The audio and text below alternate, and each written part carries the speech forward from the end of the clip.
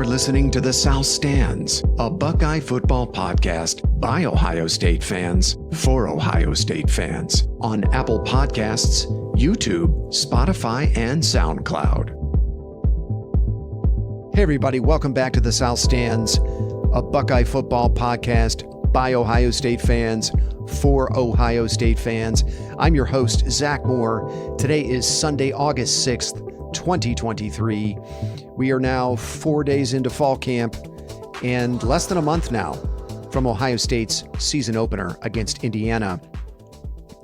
It was quite an eventful last week, both for Ohio State and the Big Ten.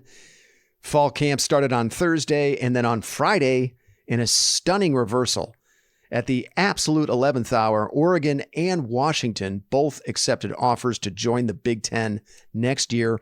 The Ducks and Huskies will be joining USC and UCLA as new Big Ten members in 2024. I know by now that is old news for most college football fans, but I mean, wow. The college football landscape continues to shift beneath our feet. So I want to spend a little time talking about that today, and then I'll wrap with a few comments about some of the news we've heard out of fall camp so far.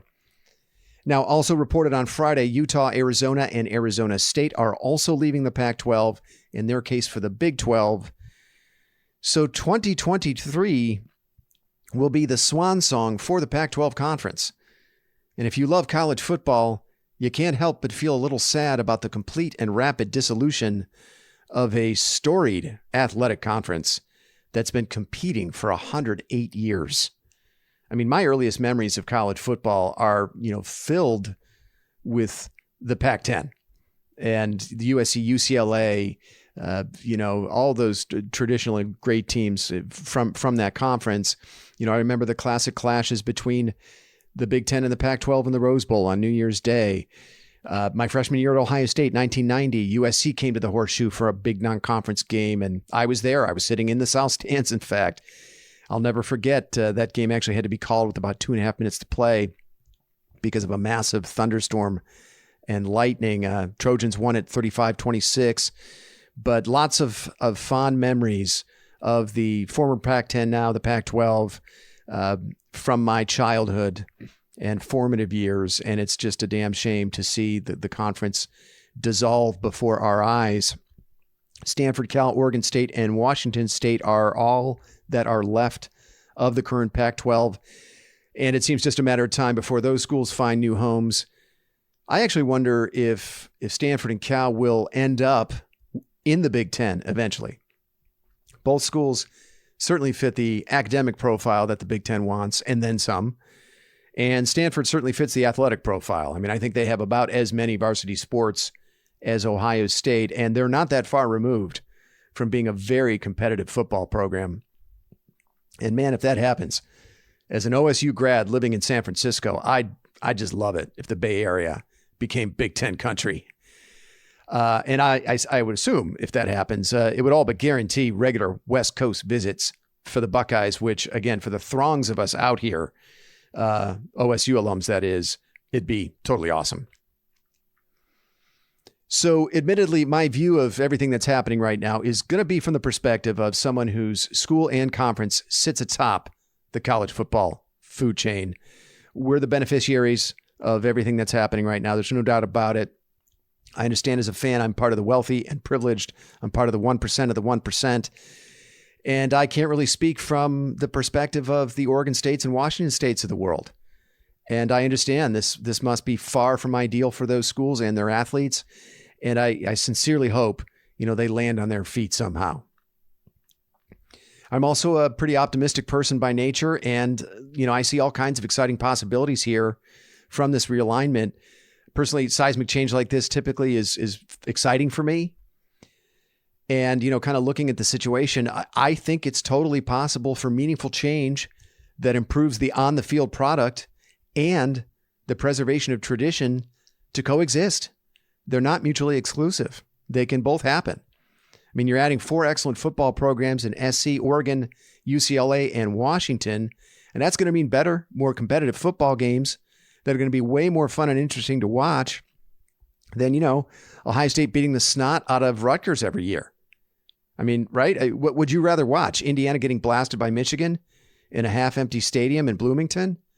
Or would you prefer to watch the Wolverines play in a packed Husky stadium in a game that could go either way? I mean, if you pick the former over the latter, I think you need to have your head examined, quite frankly. And, look, for the traditionalists who are fretting right now, I don't think there's any need to fear. The Ohio State band is still going to play Hang On Sloopy and perform the Script Ohio. There's still going to be skull sessions. All the meaningful rivalries are going to be preserved. There's no way they won't be. So, I don't think there's any need to worry about that. But I do have some questions, like millions of other fans, I'm sure, about how the Big Ten Conference is going to operate now with 18 teams starting in 2024. I would assume, of course, that we need to tear up those Flex Protect Plus schedules for next season that went around early in June. Those will certainly need some revisions at this point. But my biggest question right now is about divisions. We remember that, next year, the Big Ten was supposed to be eliminating divisions and allowing the teams with the two best overall records to duke it out in the conference championship game. But with 18 teams now, does the Big Ten need to rethink that? I mean, you're adding 4 high-quality programs to the conference next year, SC, Oregon, UCLA, and Washington. And what you can do now that you couldn't before is create 2 9-team divisions that will look in and of themselves like conferences. And you can create competitive balance between the two divisions in a way that wasn't possible before. I mean, think about it.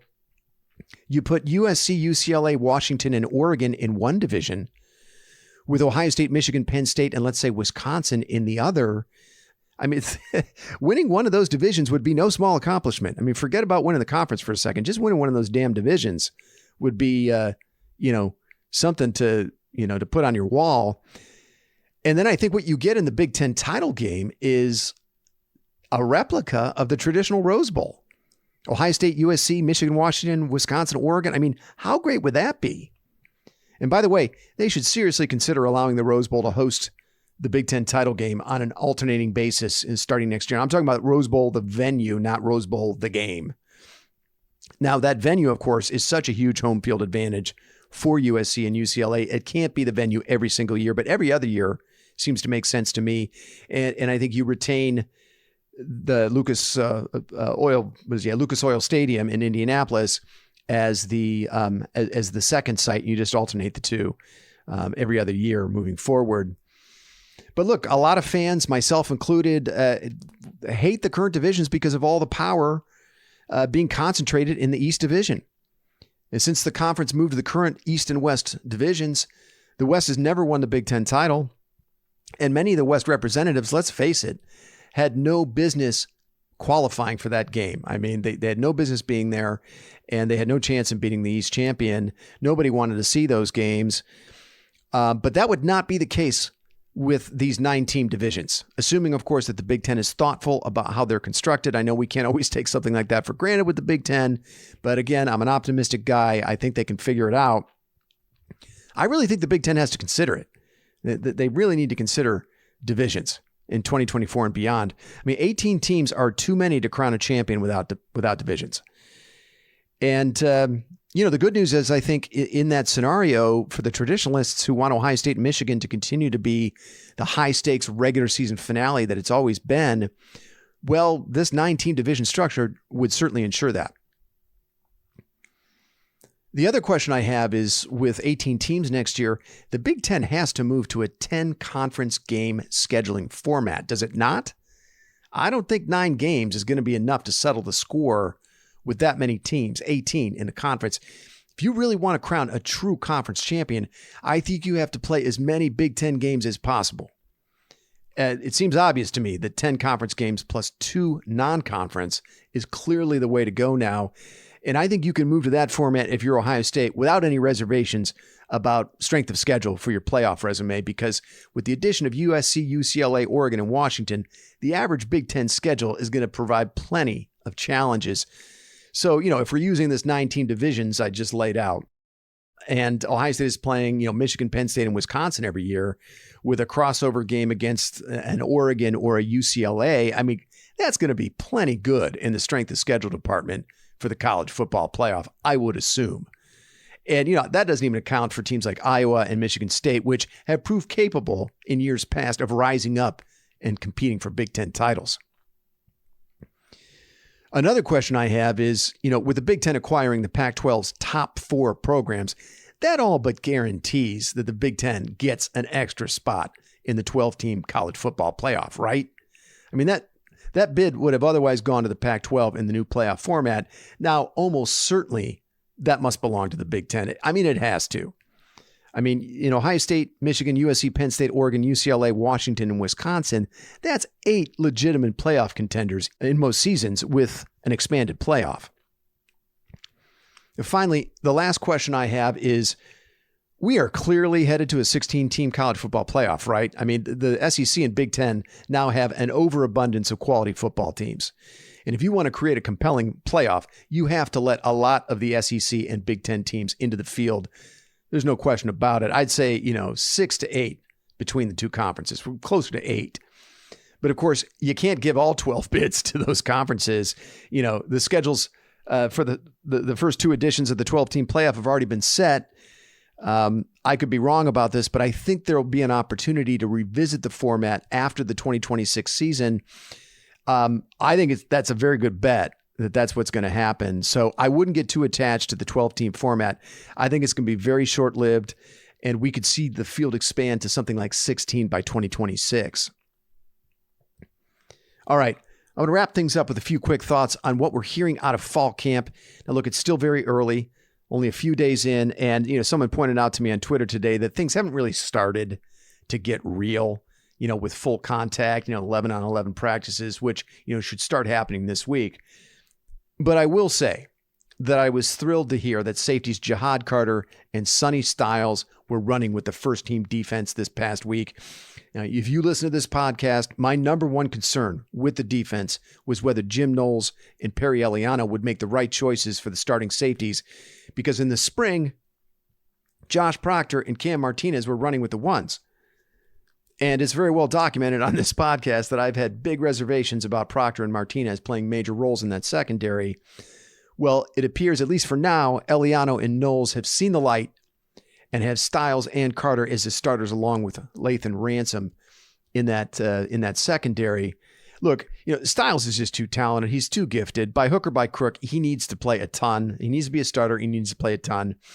And, what would the point be of bringing a 3-year starter in Jihad Carter out of the transfer portal, only having to play, special teams and a reserve role? Now, what was a bit of a surprise to me, though, was that Carter is currently penciled in as the adjuster, or free safety, as they call it, and Styles is the cover safety, or what is commonly known as slot corner. Now, they've been saying all along that Carter can play all 3 safety spots. They clearly love Lathan Ransom at the bandit. That's traditionally called the strong safety. Now that I think about it, I mean, Sonny Styles at cover safety seems to open up all kinds of interesting possibilities. But again, the bottom line with Styles, I don't really care what position he plays. He's one of your best 11. Get him on the damn field and let him go make plays. We also heard out of camp that the first-team offensive line was Josh Fryer at left tackle, Donovan Jackson at left guard, Carson Hintzman at center, Matthew Jones at right guard, and then Zen Mikulski at right tackle. So at least for now, Mikulski is the man at right tackle. That's the one position on the O-line where, there are big questions. We've been talking about it all off season.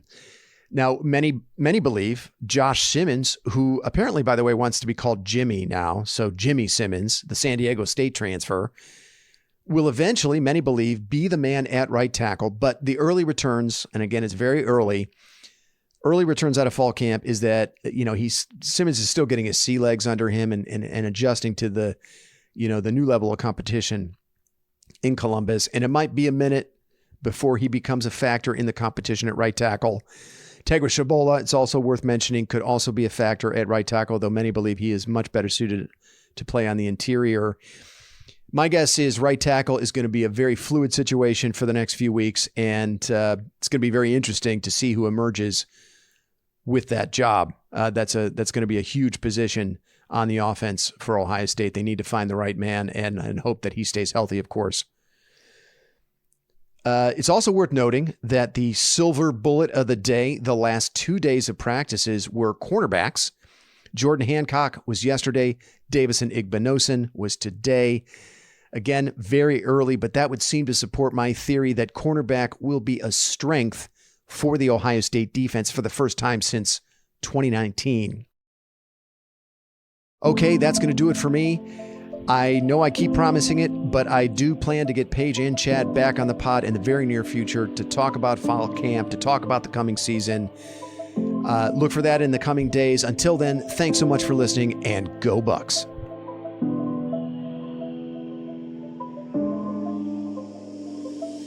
You've been listening to The South Stands, a Buckeye football podcast.